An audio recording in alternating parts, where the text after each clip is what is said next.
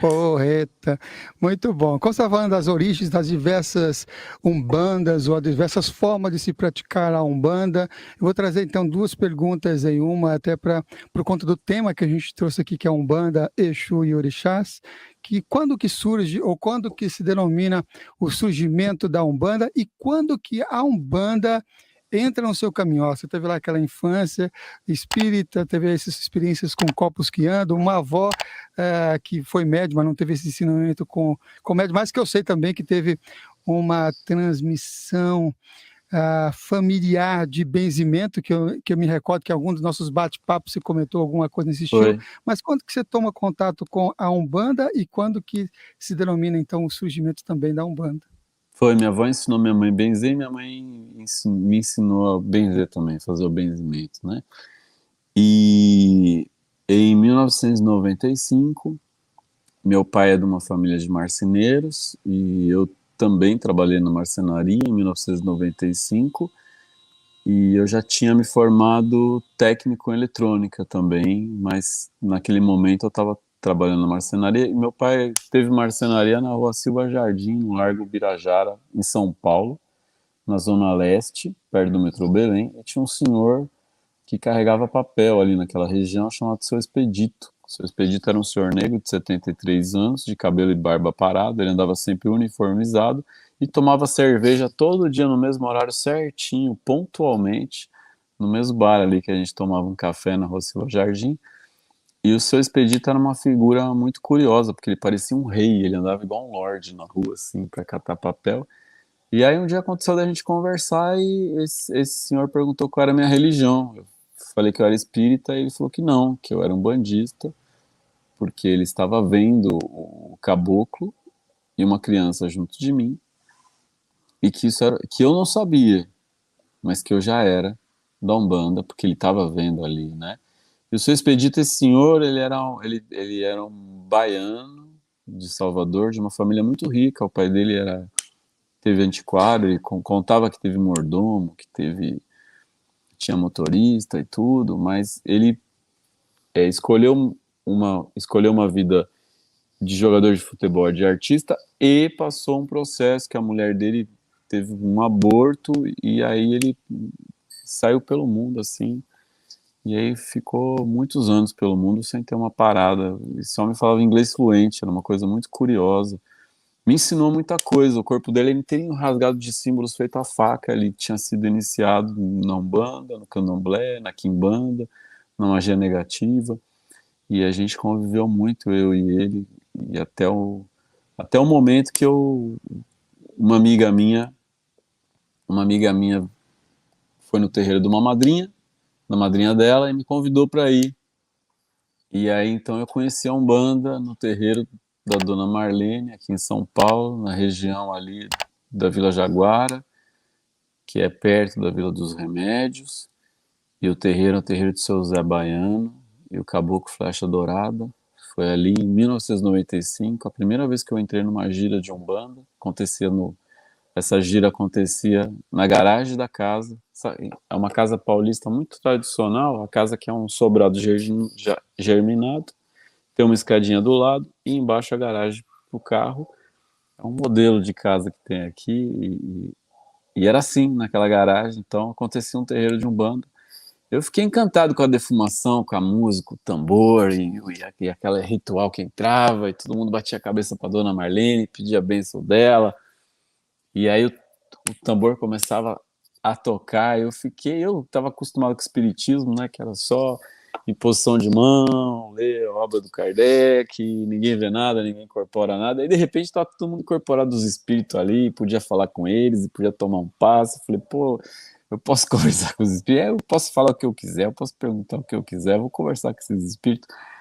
E aí eu fiquei encantado, né? Defumação, altar, atabaque, espírito, incorporação. Eu falei, pô, o negócio bateu em mim assim, como se eu tivesse, como se assim, um sentimento que aquilo é meu também, que eu fazia parte daquela realidade de uma maneira. E o Preto Velho falou que eu era cavalo, e aí estava confirmando as palavras do Seu Expedito, né? E aí o meu sentimento que confirmou as palavras do Seu Expedito. Essa minha amiga começou um trabalho de Umbanda na casa dela, num apartamento e incorporava uma entidade muito linda, uma cigana velha. Você conheceu ela, né, Cristiane? Ué, o Samuca, a gente se conhece há muito tempo, né, Samuca? Pô, Já tem fala algumas aí. décadas. Então a Cristiane, a irmã dela, a Débora, e a Dona Branca, a mãe dela, a Deia. Começou ali um núcleo familiar num apartamento e a entidade, uma cigana velha, me convidou para fazer parte. E ali começou uma coisa muito linda, muito forte, muito visceral. Visceral, acho que a palavra que marca para mim é uma forma de espiritualidade visceral na minha vida. E naquele momento eu comecei a pesquisar tudo de Umbanda até que descobrir que tinha um autor chamado Rubens Saraceni, tinha acabado de publicar O Guardião da Meia-Noite. E aí fui conhecer o Rubens, e a gente se encantou, ele ficou encantado com a gente, com o nosso grupo, com essa minha amiga, ela não chegou a desenvolver, ela incorporou, estava pronto e começou um trabalho ali. Começamos um trabalho e assim deu início a um terreiro, Eternos Aprendizes do Amor da Fé em Oxalá começou um terreiro, eu sou um dos fundadores desse terreiro, junto com a Cristiane e com a Débora. Então iniciou esse terreiro e eu passei a ser discípulo de Rubens Saraceni porque a gente ficou amigo, o Rubens não dava aula ainda. Então eu comecei sendo um discípulo amigo, brother, nós ficamos amigos, a gente se encantou de estar junto. E aí foi um convívio de 25 anos, quando ele começa a dar aula, quando ele começa a montar curso, quando ele começa a publicar um grande volume de livros, eu acompanho toda a trajetória do Rubens e fiz parte com ele do programa na Rádio Mundial, que ficou por mais de 10 anos no ar. O programa Magia da Vida, eu costumava participar de boa parte dos programas a convite dele. Ele falava, pô, Ali, você não veio? Vem aqui participar comigo, nós dois juntos, a gente vai conversando e tal. Então ele que me chamava, ele pedia para eu estar lá com ele no programa e eu estava sempre lá porque para mim era o aprendizado da minha vida conviver com esse homem que era uma pessoa. Uma das mais lindas entrevistas do Rubens foi com você, né, Samuca? Falando sobre magia e a simplicidade dele, a força, o poder de realização da presença dele era uma coisa impressionante, né? Verdade, não, fantástico. A gente vai até fazer uma especial aqui, quem está aqui no canal poderá acompanhar, porque é um trabalho de dedicação. Na linguagem xamânica, a gente fala que a gente tem que fazer, realizar as coisas quando a gente tem coração. E o Rubens é esse cara que vive, manifestou e trouxe com o coração, manifestou realmente, caminhou a palavra e caminhou com o coração, né? É isso que você sente, assim, sim, essa entrevista está aqui no canal, quem quiser pode ir lá buscar e trazer, e se inspirar também, sentir um pouco dessa vibração do Rubens, uma pessoa muito querida, realmente. Que é essa frase do Dom Juan, no livro Erva Dom do Juan. Diabo. Carlos Castaneda registra a frase de Dom Juan, que pergunta se o caminho é bom. Todo caminho é bom quando tem um coração. E o que acontece se abandonar? Se o caminho não tiver mais um coração, então tá tudo certo, né? Isso é libertador. Libertador, porque missão é onde está o seu coração. Se teu coração não tiver mais ali, acabou a missão, não precisa mais, acabou, não tem missão sem coração. E ao mesmo tempo você aonde vai o seu coração, né? Aonde vai o seu coração, ali você cocria a missão, porque o poder maior se manifesta por você. Onde o seu coração estiver, você é instrumento de um poder, e esse poder vai se manifestar por você se tiver um coração. Então, tudo que tem que ter um coração, mas se em algum momento o coração não estiver mais lá, para, reflete, porque tomar por missão um caminho que não tenha um coração pode ser algo perigoso. Então não tome por missão algo que não tenha um coração e observa, né, que esse caminho pode ter frutos, pode ter prosperidade, pode ter luz, pode ter troca, pode ter entrega, mas é importante saber qual é o propósito. Eu gosto das 7 leis espirituais do Deepak Chopra, que ele começa com a grande potencialidade, que é a potencialidade da criança, a potencialidade máxima, e ele termina a sétima com descobrir o seu propósito de vida, né? Então, qual é o seu propósito de vida? Eu creio que a espiritualidade é um caminho para ajudar a gente a entender o nosso propósito, principalmente essa espiritualidade visceral, assim, que manifesta. E aí ajuda você a entender, né? A gente está todo mundo aqui querendo entender qual que é dessa vida que ninguém sai vivo daqui, né? você entra nessa parada aqui, você não sabe bem quais as regras do jogo, e você demora para começar a entender como é que cada um funciona, aí você entende que a galera não tá jogando limpo o tempo inteiro, né? Que tem gente dando truque e tal nas regras do jogo aí, você não sabe nem se tem regra, se não tem regra. E aí acho que quando você começa a entender a parada, pô, acabou o tempo. Pé, game over, baby. Next. Eu É acho que é bem um por aí. pouco assim, né? Quando a gente começa a entender as coisas, e isso se você quiser entender, né? Porque muita gente não está nem interessada em entender. Nos 4 compromissos Tolteca, fala que aqui é o mitote, Uhum. que é o. Você leu os 4 compromissos Tolteca? Sim, poxa, claro. Então aqui é o mitote, que quando você dorme você sonha, mas quando você acorda você continua sonhando, e cada um tá sonhando a sua viagem, né? Tá cada um na sua viagem, que é o mesmo véu de Maia, de ilusão de Maia. Maia é o nome da minha filha mais nova, por isso também, né?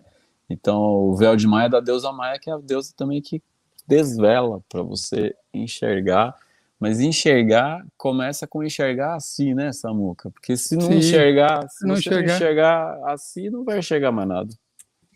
E tem um jogo, inclusive, que veio de origem da tradição védica, que chama-se Mahalila, Sei. que retrata bem esses movimentos ou essa dança que a gente realiza no cotidiano, nesse samsara, onde tem essas perspectivas de nós entrarmos em contato com as flechas ou as espadas no sentido da nossa luz, ou quando a gente escorrega, né, com os escorregadores, ou quando pisa na cabeça da serpente e desce nesse sentido do jogo do jogo em si, né? Traz muito essa conexão de que nós estamos a todo momento nesse mundo dos sonhos, que é esse mundo de Maia, vivendo as realidades do que a gente entende por positivo e do que a gente entende por negativo.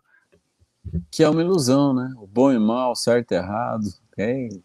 É, nove aléns, garotos e aléns, pod pockets, conhece essa de quebrar os condicionamentos mentais? Vem de Barra de Axis, né? Umas perguntas também que você lança de como é que pode melhorar então, né? Como é que eu vou enxergar? Como é que eu vou sair O daqui que pode agora? ser melhor? Como é que pode ser melhor e como é que pode ser mais divertido também, né, Samuca? Porque as coisas se for muito espiritual, mas se você não puder se divertir, não puder rir, se não puder dançar, não puder cantar, não puder brincar, então não é pra mim, não. Não rola, não rola. E Né? um dos temas que a gente colocou é Exu. E uma das entidades que mais traz essa questão desse divertimento de rir, e de rir com vontade, e de rir com presença e plenitude, é a entidade Exu. Já que trouxemos essa alegria, que em algumas tradições, inclusive das planícies, é o Reioca, que traz essa coisa do divertimento, da diversão, o palhaço divino. Excelente, você acabou de assistir a mais um corte da TV Consciência Próspera. Espero que tenha gostado. Caso tenha interesse em assistir o episódio completo, clique no link na descrição deste vídeo. E se você quer receber mais conteúdo sobre desenvolvimento pessoal, espiritualidade e autoconhecimento, se inscreva aqui no canal. Gratidão e que as melhores energias cheguem até você.